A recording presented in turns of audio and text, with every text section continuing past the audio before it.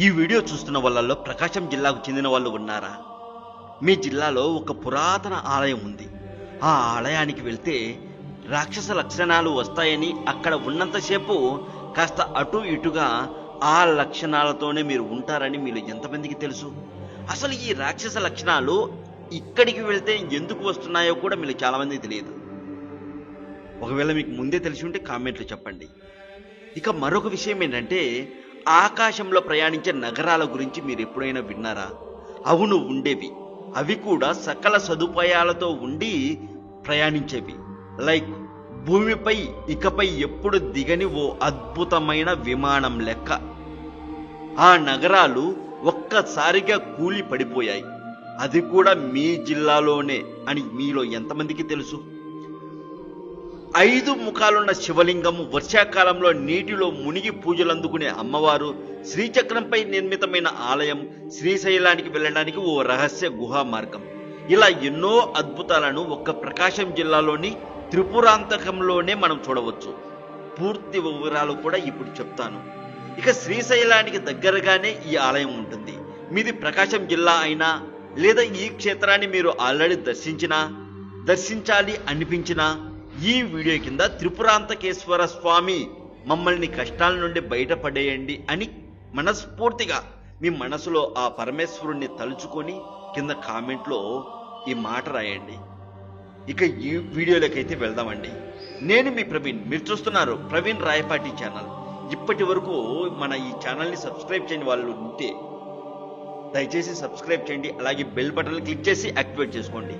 ప్రతిదీ కూడా రోజు ఒక వీడియోతో నేను మీ ముందుకు వస్తాను. ఇకపోతే మనం ప్రస్తుతం ఆంధ్రప్రదేశ్ రాష్ట్రం ప్రకాశం జిల్లాలో ఉన్నటువంటి త్రిపురాంతకంలో ఉన్నాం.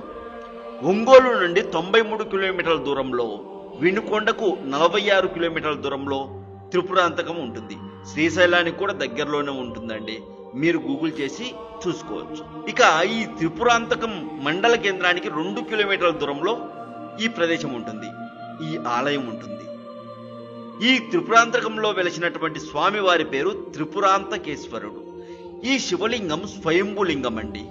ఈ శివలింగానికి 5 ముఖాలతో పాటు శిరస్సున గంగ కూడా ఉంటుంది. ఈ ఆలయానికి గల మరో విశిష్టత ఏమిటి అంటే, ప్రపంచంలో శ్రీచక్రంపై నిర్మించిన ఆలయం ఇది ఒక్కటే. స్వామివారి ఆలయం కొండ మీద ఉంటే, అమ్మవారి ఆలయం సమీపంలోని కొద్ది దూరంలో చెరువులో ఉంటుంది. ఇక్కడ ఉన్న శివలింగం ఊర్ధ్వ భాగాన, అంటే పైన ఒక అంగుళం లోతు గల ఒక గుంట అయితే ఉంటుందండి పైన. ఆ గుంటలో గంగ ఎప్పుడు ఎల్లవేళ నీరు ఊరుతూ ఉంటుంది. మీరు వెళ్ళినప్పుడు అక్కడ ఉన్నటువంటి అర్చకులు చూపించమంటే చూపిస్తారు ఆ నీటిని కూడా. పూర్వం తారకాసురుడనే రాక్షసుని కుమారస్వామి సంహరించారు. చివరి వీడియోలో మనం తారకాసురుని గురించి మనం చెప్పుకున్నాము. అయితే ఆ తారకాసురుడికి 3 కుమారులు ఉన్నారు. తన తండ్రి మరణానికి ప్రతీకారం తీర్చుకోవాలని బ్రహ్మదేవుని గురించి గొప్ప తపస్సు చేస్తారండి. బ్రహ్మదేవుల వారు ప్రత్యక్షమవుతారు. వరం కోరుకోమని అడగ్గా, మాకు మరణం లేకుండా వరం ఇవ్వాలి అని కోరుకుంటారు. అది అసాధ్యమని, మీ తండ్రి కూడా ఇలాగే కోరుకున్నారు అని బ్రహ్మదేవుల వారు చెప్తారు. ఇంకా అదంతా కుదరదు, అది అసాధ్యమని బ్రహ్మదేవుల వారు చెప్తారు. ఆ తర్వాత ఆలోచించినటువంటి వీళ్ళు 3 కూడా ఏమని కోరుకుంటారో తెలుసా?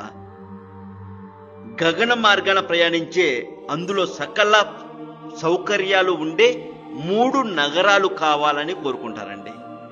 దానికి బ్రహ్మదేవుల వారు సరే మీ కోరికని తీరుస్తున్నాను అని ఆ 3 నగరాలు విడివిడిగా ఉన్నంతకాలం, బాగా గుర్తుపెట్టుకోండి, ఆ 3 నగరాలు విడివిడిగా ఉన్నంతకాలం మీకు తిరుగు ఉండదని, కానీ అవి ఒక్కటిగా చేరితే మీరు బలహీనులవుతారు అని సెలవిస్తారు.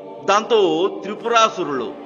ఈ త్రిపురాసురులు ఏం చేస్తారంటే, రెచ్చిపోయి ముల్లోకాలను, అంటే ఈ 3 లోకాలను, ఒక్కొక్క లోకానికి ఒక్కొక్క నగరం వెళ్ళిపోతుంది. గడగడలాడించే వాళ్ళండి. ఆ బాధలు భరించలేక దేవతలు బ్రహ్మదేవుల వారికి మొరపెట్టుకుంటారు. బ్రహ్మదేవుల వారితో సహా అందరు కలిసి వచ్చి శివయ్య దగ్గరికి వచ్చి శరణు వేడుకుంటారు. అప్పుడు పరమేశ్వరుల వారు ఆ 3 నగరాలు ఒక్క దగ్గరికి చేరిన సమయంలో చూసి ఒక్క బాణంతో ఆ 3 సంహరిస్తారు. ఆ 3 నగరాలు ఒక్క దగ్గరకు వచ్చి చేరిందే ఈ త్రిపురాంతకం. 3 అంటే 3. త్రిపురాలు అంటే 3 నగరాలు. సో ఇది జరిగింది. అది ఆ 3 నగరాలు ధ్వంసమై కింద పడిపోయింది, వాళ్ళు మరణించింది అంతా కూడా ఈ ప్రదేశంలోనే, మీరు చూస్తున్నటువంటి ఈ ప్రదేశంలోనే. ఇక త్రిపురాంతకంలో ఈ ఆలయం ఒక చిన్న కొండపైన ఉంటుంది. ఏది శివాలయం, మీకు చూపిస్తున్నటువంటి ఈ ఆలయం. ఆలయం తూర్పు ముఖంగా 4 వైపులా గోపురాలు కలిగి ఉంటుంది, మీరు క్లియర్గా చూడవచ్చు. లోపల స్వామివారికి ఇరువైపులా కూడా ద్వారపాలకులు అయినటువంటి భద్రులు, వీరభద్రులు ఉంటారు. గర్భగుడిలో స్వామివారు లింగ రూపంలో ఉంటారు. ఇక్కడ కొండపై కొలువున్న శివుణ్ణి త్రిపురాంతకేశ్వరులు అని పిలుస్తారండి. అలాగే కొండ కింద దిగువన వెలసిన అమ్మవారిని కూడా చూడండి, త్రిపుర సుందరీదేవి అని పిలుస్తారు. చాలా అంటే చాలా పవర్ఫుల్ టెంపుల్ అండి. మీరు వెళ్ళినప్పుడు తప్పకుండా మీ గురించే కాకుండా నా గురించి కూడా ఒకసారి కోరుకోండి. నేను కూడా చల్లగా ఉండాలని, ఆనందంగా ఉండాలని, అంతకంటే నాకు పెద్ద కోరికలేం లేవండి. ఓకేనా? ఇక శ్రీశైలానికి గల 4 మహాద్వారాల్లో త్రిపురాంతకం తూర్పు ద్వారం అవుతుంది. స్వామివారి ఆలయానికి ఎడమ వైపున అమ్మవారికి ప్రత్యేకమైన గుడి ఉంటుంది. అందులో అమ్మవారు త్రిశూలం, డమరుకం, చతుర్భుజాలతో దర్శనమిస్తారు. ఇక ఆ పరమేశ్వరుల వారు త్రిపురాసురులను సంహరిస్తే ఇక్కడ అమ్మవారి ఆలయం ఎందుకుంది అని చాలా మందికి సందేహం వస్తుంది. చెప్తాను. త్రిపురాంతకేశ్వర స్వామి ఆవిర్భావం ఇంత చేసినా సరే, త్రిపురాసురుల తపోబలం వలన స్వామివారు వచ్చి వాళ్ళతో పోరాడుతున్నా సరే, ఆ రాక్షసుల తపోబలం వలన, మయుడి నిశ్చల తత్వం వలన ఆ దివ్యరథం భూమిలోకి కుంగిపోయిందండి. స్వామివారిది గుర్రాలు నిలవలేకపోయాయి, ధనస్సు పనిచేయలేదు. రుద్రుడు విశ్వకర్మ వారిని పిలిపించారు. సమర్థమైన రథం నిర్మించలేకపోయినందుకు కోపడ్డారు కూడా. ఆయన కాస్త సిగ్గుతో తల ఉంచుకోవాల్సి వచ్చింది. పరమేశ్వరుల వారు అంతర్ముఖుడైనారు. పరదేవతను ఆత్మలో ధ్యానించారు. లీలా వినోదిని బాల త్రిపుర సుందరిగా అమ్మవారు ఆవిర్భవించి ఆ పరమేశ్వరుల వారి ధనుస్సులో ప్రవేశించారు. అమ్మవారి తోడ్పాటుతో రుద్రుడు బాణం ఎక్కుపెట్టారు. త్రిపురాలన్నీ ఒకే సరళ రేఖలోకి చేరాయి. రుద్ర బాణంతో అవి ఒకేసారి ధ్వంసమైపోయాయి. అలా జరిగిందండి త్రిపురాసురుల సంహారం. అందుకే ఇక్కడ అమ్మవారు బాల త్రిపుర సుందరీదేవిగా ఆవిర్భవించారు. అందరూ శ్రీమాత్రే నమః అని కామెంట్ పెట్టండి, లేదా శ్రీమాత్రే నమః అని మనస్సులో అమ్మవారిని తలుచుకోండి. ఈ ఆలయ ప్రాంగణంలో ఒక చీకటి గృహ కూడా ఉందండి. మీరు చూస్తున్నారు కదా, ఇదే ఆ చీకటి గృహ. ఇక్కడి నుండి శ్రీశైలానికి సొరంగ మార్గం ఉందని పూర్వం ఋషులు ఈ మార్గం గుండానే శ్రీశైలానికి వెళ్ళేవారని చెప్తారు. బాల త్రిపుర సుందరి దేవి ఆలయం మార్గంలోనే వృచ్చికాల మల్లేశ్వర స్వామి, కాలభైరవ స్వామి ఆలయాలు కూడా ఉంటాయి. ప్రస్తుతానికైతే కొన్ని ఆలయాలు ధ్వంసమయ్యి అలా అండి, మీరు చూడవచ్చు. ఎప్పుడైనా వెళ్ళినప్పుడు అవన్నీ కూడా తిరిగి చూడండి. వీలైతే ఏదో బైక్లోనో కారులోనో వెళ్ళారా వచ్చారా అన్నట్టు కాకుండా నడుచుకుంటూ వెళ్ళండి. ఇక్కడ పరమేశ్వర వారిని దర్శించుకున్నాక ఆ నుంచి నడుచుకుంటూ అమ్మవారి దగ్గరికి వెళ్ళి మధ్యలో కనబడే అవన్నీ, ఆ చెరువు, అక్కడ ఉన్నటువంటి పురాతన ఆలయాలు అవన్నీ కూడా చూస్తూ వెళ్ళండి. చాలా అద్భుతమైనటువంటి ప్రదేశం. ఇక శ్రీచక్ర ఆకారంలో ఈ ఆలయం నిర్మితమై ఉండడం విశేషం అని చెప్పచ్చు. ఇక త్రిపుర సుందరీదేవి ఆలయం విషయానికి వస్తే, శ్రీ శంకరాచార్యుల వారు ఈ దేవాలయంలో శ్రీచక్రం స్థాపించారు. మూల విరాట్కు 3 గజాల దూరంలో ఎత్తైన ప్రదేశంలో ప్రతిష్ఠించబడింది. మీరు వెళ్ళినప్పుడు ఇక్కడ ఉన్నటువంటి శ్రీచక్రంకు, అమ్మవారి శ్రీచక్రంకు పూజలు జరుగుతూ ఉంటాయి. నేను కూడా వెళ్ళి దర్శించుకొని చాలా ఆనందపడిపోయానండి. మనసు ఒక ఆనందంలో తేలి ఆడుతూ ఉంటుంది ఇక్కడికి వెళ్తే, అమ్మవారిని చూసినప్పుడు, అమ్మవారి విగ్రహాన్ని అక్కడ.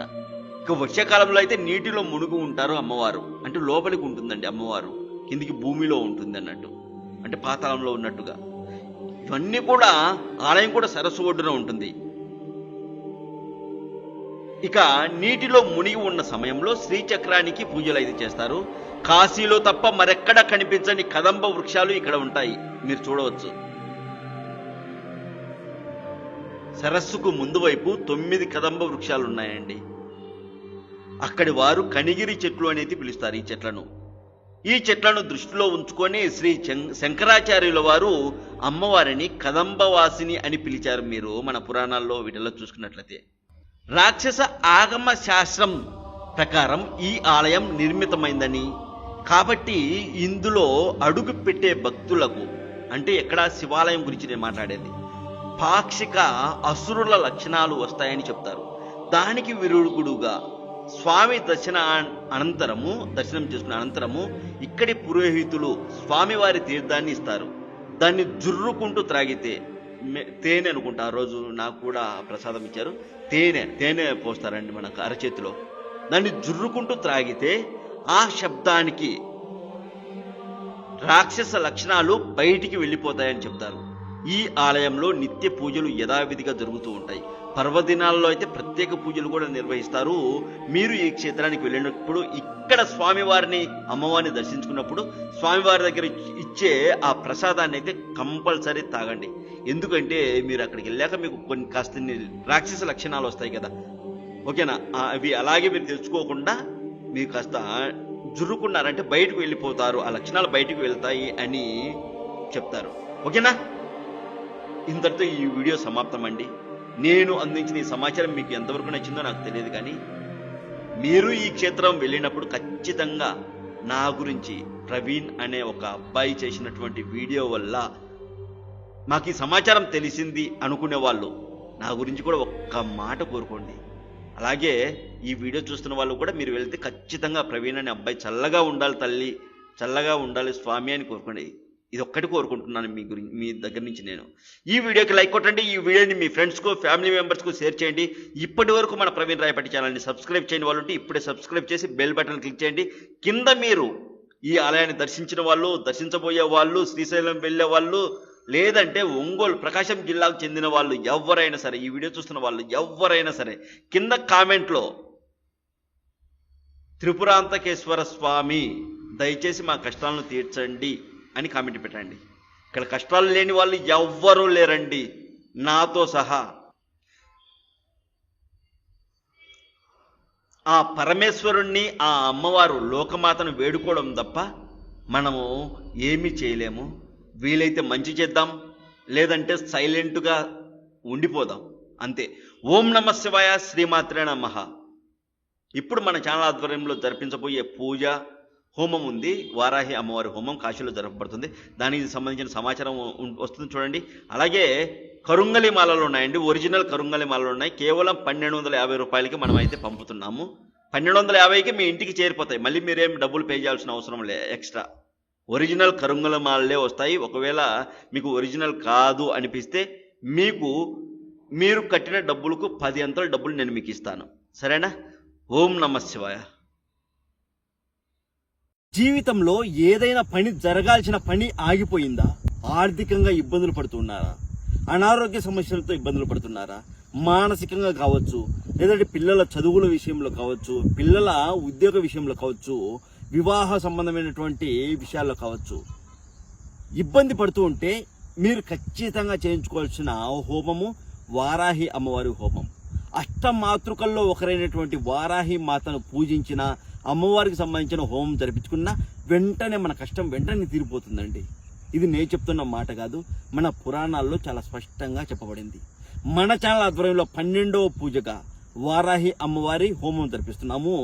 మామూలు ఇక్కడ కాదండి, అది కూడా మన ఆంధ్ర తెలంగాణ ఇక్కడ కాదు, కాశీలో జరిపిస్తున్నాము. డిసెంబర్ 26వ తేదీ శుక్రవారం రోజున జరుగుతుంది ఈ హోమం, ఓకేనా? కాశీలో ఎక్కువ టైం లేదు, చాలా తక్కువ సమయం ఉంది. అలాగే పూజకు ఈ హోమానికి సరిపడే డబ్బులు రాగానే పేర్లు గోత్రనామాలు నమోదు చేసుకోవడం ఆపేస్తామండి. ఎందుకంటే మనకు హోమానికి సరిపడే డబ్బులు వస్తే సరిపోతుంది, ఇంకా మనం కాశీకి వెళ్ళి హోమం జరిపించేస్తాం. అందుకే వీలైనంత తొందరగా మీ పేర్లు గోత్రనామాలు నమోదు చేసుకోండి. మీరు బయట ఇదే వారాహి అమ్మవారి హోమం జరిపించుకుంటే మీరు 1,00,000 రూపాయలు ఖర్చు పెట్టుకోవాల్సి వస్తుంది. కావాలంటే మీరు బయట ఎంక్వైరీ చేసుకోండి. ఒక 4 పండితులు వచ్చి ఇదే హోమం చేస్తే 1,00,000 రూపాయలు కంపల్సరీ తీసుకుంటారు. కానీ మన ఛానల్ ఆధ్వర్యంలో మనం కేవలం 1,119 రూపాయలు మాత్రం తీసుకుంటున్నాము.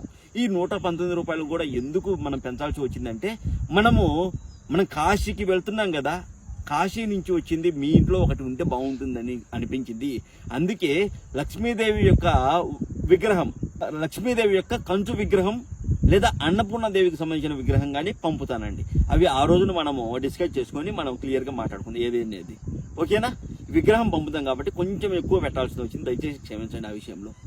మీరు కేవలం 1,119 రూపాయలతోనే మీ పేర్లు గోత్రనామాలు, మీ ఇంట్లో వాళ్ళ పేర్లు గోత్రనామాలు నమోదు చేసుకోవచ్చు. అలాగే మీ సమస్య గురించి కూడా ప్రత్యేకంగా పూజ జరుగుతుందండి. ఇది కూడా మీ సంకల్పంలో మీ సమస్య కూడా చెప్పండి.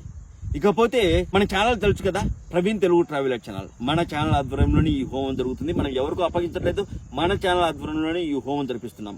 నేను దగ్గరుండి మీ పేర్లు గోత్రనామాలు చదివించి నేను వీడియో తీసి మీకు వీడియో రూపంలో నేను అందిస్తానండి. మీరు పూర్తిగా హోమం పూర్తిగా కూడా వీడియో రూపంలో మీరు చూసుకోవచ్చు, మీ వాట్సాప్కి వస్తుంది. ఇక నన్ను నమ్మి ఒక అడుగు అయితే ముందుకేయండి. అందరం కలిసి ఈ హోమం విజయవంతంగా పూర్తి చేసుకుందాం, సరేనా? మీతో పాటు నాకు కూడా చాలా ఆశగా ఉంది. ఇక కష్టాలు పడుతున్న వాళ్ళు, ఆర్థికంగా ఇబ్బందులు పడుతున్న వాళ్లకు ఖచ్చితంగా ఈ హోమం చాలా వరకు ఉపయోగపడుతుంది. ఇకపోతే ఈ వీడియో మీ వరకు చేరింది అంటే ఖచ్చితంగా ఆ అమ్మవారి దయ మీ పైన ఉంది కాబట్టి మీ వరకు చేరింది. మంచి అవకాశాన్ని ఎవరు మిస్ చేసుకోకండి. వీలైనంత తొందరగా మీ పేర్లు గోత్రమాలు నమోదు చేసుకోండి. కేవలం 1119 రూపాయలతోనే. మీరు పేర్లు గోత్రమాలు నమోదు చేసుకోవాల్సిన నంబర్ 7981961643 7981961643. ఈ నెంబర్ కాల్ కానీ మెసేజ్ రూపంలో కానీ మీరు పేర్లు గోత్రమాలు పంపొచ్చు. కాల్ చేసి మాట్లాడి మీరు పేర్లు గోత్రమాలు నమోదు చేసుకోవచ్చు, ఓకేనా? మీరు పేర్లు గోత్రనామాలు పంపిన తర్వాత మీరు పేమెంట్ చేసిన స్క్రీన్ షాట్ పెడితే సరిపోతుంది. ఫోన్ పేలో కానీ గూగుల్ పేలో కానీ పేమెంట్ చేసి స్క్రీన్ షాట్ పెడితే సరిపోతుంది. ఓం నమః శివాయ. శ్రీమాత్రే నమః. హరి ఓం.